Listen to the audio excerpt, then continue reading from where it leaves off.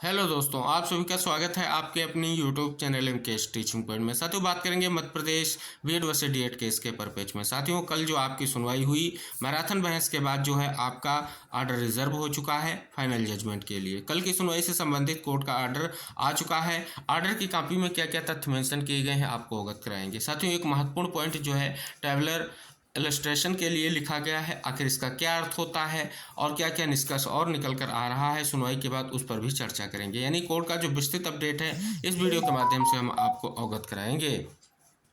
निवेदन करेंगे वीडियो को शेयर करके चैनल को जरूर सब्सक्राइब कीजिएगा, जिससे आने वाले वीडियोस की नोटिफिकेशन आपको आसानी से प्राप्त होती रहे।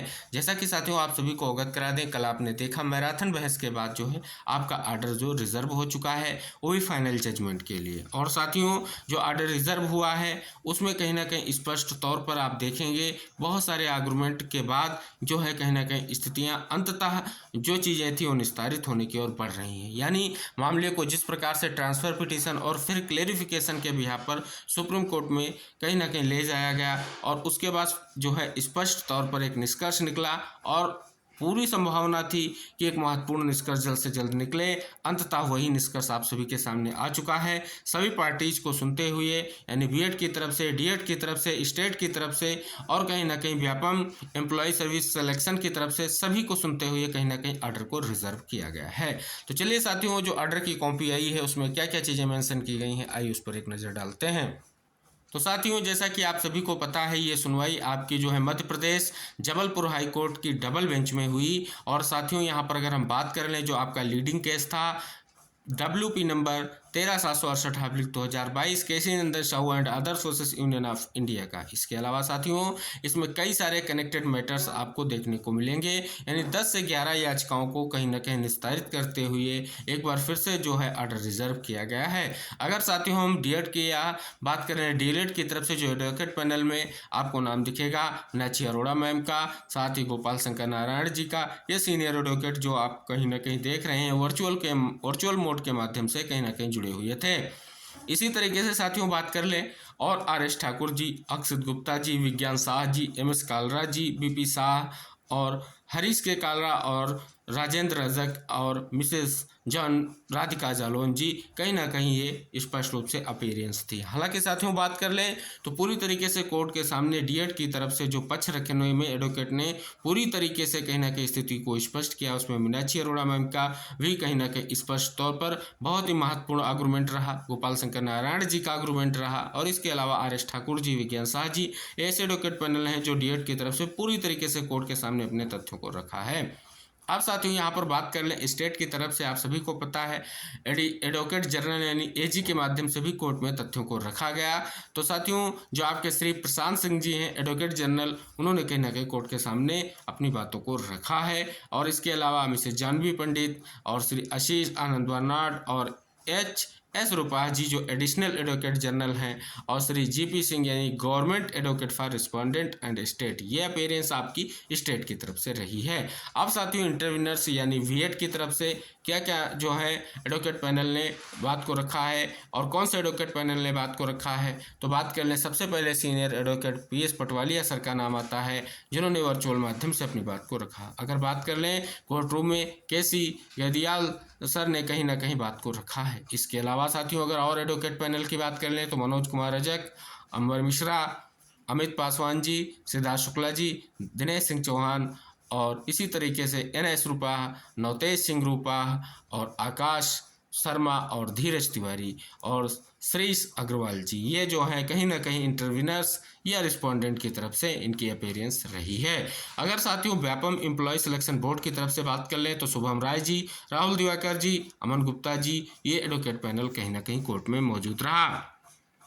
अब साथियों यहाँ पर अगर ऑर्डर को आप देखेंगे तो कहीं ना कहीं आप यहाँ पर लिखा गया है कि आफ्टर एक्सटेंसिव अग्रीमेंट यानी व्यापक सुनवाई यानी व्यापक बहस के बाद केस जो है case stand reserve for the passing final order, यानी जो है अंततः केस जो है स्पष्ट तौर पर रिजर्व हो गया है, फैसला सुरक्षित हो गया है फाइनल जजमेंट के लिए। लेकिन साथियों यहाँ पर स्पष्ट किया गया है council for the state is directed to file, यानी काउंसिल जो है स्टेट का काउंसिल उसे कहीं ना कहीं डायरेक्टेड किया गया है कि जो टेबलर इलस्ट्रेशन है mentioning the date of appointment of BEd candidates, यानी बहुत ही महत्वपूर्ण बात की गई है कि सारणीबद्ध जो चित्रण है कहीं ना कहीं उसको स्पष्ट तौर पर कोर्ट के सामने रखा जाए, स्पेशली वीएड अभ्यर्थियों की नियुक्ति को लेकर के किस डेट में कितने अभ्यर्थियों को कहाँ पर क्या नियुक्ति प्रदान की गई है वो कहीं ना कहीं यहाँ पर जो है स्पष्ट तौर पर चार्ट पेश करना होगा। इसके लिए कहीं ना कहीं साथियों टेबुलर जो है इलस्ट्रेशन का अर्थ यही है कि सारणीबद्ध जो है चित्रण जो है कोर्ट के सामने पेश करना होगा। हालांकि साथियों इसके लिए पिछले जो 15 अप्रैल की आपकी सुनवाई हुई थी तब भी निर्देश दिया गया था, लेकिन साथियों कल भी कहीं ना कहीं स्टेट की तरफ से ये कहा जा रहा था कि अभी तक जो है वो तुलनात्मक चार्ट अभी तक पेश नहीं किया गया है। इस पर कहीं ना कहीं कोर्ट ने सख्त रुख अख्तियार करते हुए ये भी स्पष्ट कर दिया कि अगर ऐसा नहीं होता है, टेबुलर इलस्ट्रेशन नहीं दाखिल किया जाता है, सारणीबद्ध चित्रण नहीं दाखिल किया जाता है बीएड नियुक्तियों को लेकर के या बीएड अभ्यर्थियों की नियुक्ति कब कैसे हुई और कहीं ना कहीं इन चीज़ों को लेकर के, तो सीधे तौर पर जो याचिकाकर्ताओं की तरफ से आर्गुमेंट किए गए हैं उनके बिहाफ पर जो है फाइनली आर्डर आएगा। तो साथियों स्पष्ट हो रहा है कि बार बार की जो डेट आ रही थी उससे कहीं ना कहीं निजात मिल चुका है और जो है फाइनल जजमेंट के लिए आर्डर रिजर्व हो चुका है। तो साथियों ये बहुत ही महत्वपूर्ण खबर है। समस्त जितने भी बीएड या डीएलएड अभ्यर्थी थे जो लगातार प्रयास कर रहे थे, लगातार डेट्स मिल रही थी, आखिरकार उनके लिए ये निर्णय होगा। स्पेशली ये डीएड अभ्यर्थियों के लिए बहुत ही महत्वपूर्ण है क्योंकि जो भी निष्कर्ष अब निकलेगा, क्योंकि पूरी तरीके से अगर आपने बहस को देखा है तो पूरी बहस में वो समस्त आर्डर जो है डिफाइन किए गए हैं 13,768 के जो महत्वपूर्ण हैं, यानी जो कनेक्टेड मैटर्स के हैं, जिनमें सब्जेक्ट टू आउटकम की स्थिति को स्पष्ट किया गया है, वो आदेश को कहीं ना कहीं स्पष्ट किया गया है।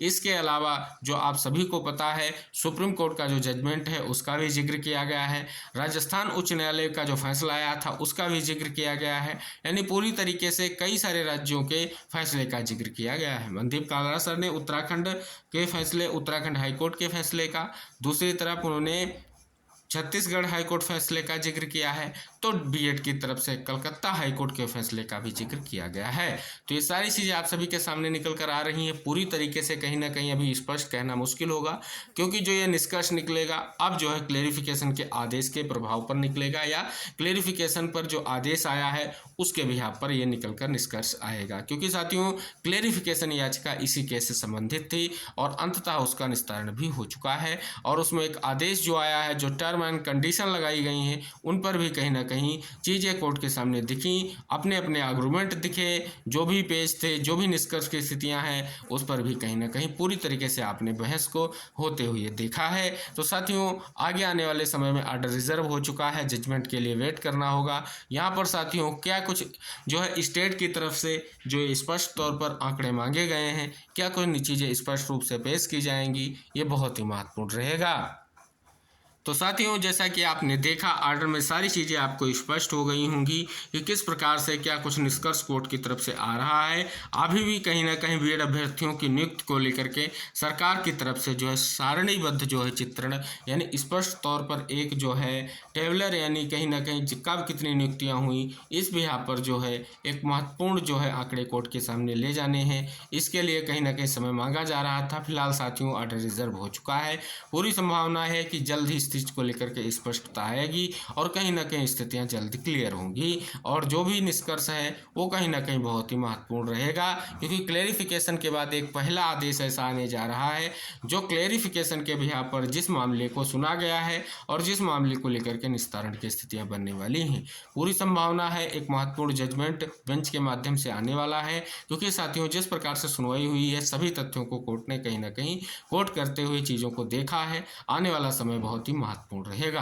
तो साथियों ये थी आपके बीएड वर्सेस डीएड केस के परपेज को लेकर के महत्वपूर्ण और आवश्यक सूचना जो आर्डर आने के बाद स्पष्ट हो रही थी। निवेदन रहेगा वीडियो को शेयर करके चैनल को जरूर सब्सक्राइब कीजिएगा। मिलते हैं नेक्स्ट अपडेट के साथ, तब तक के लिए बाय बाय, टेक केयर साथियों।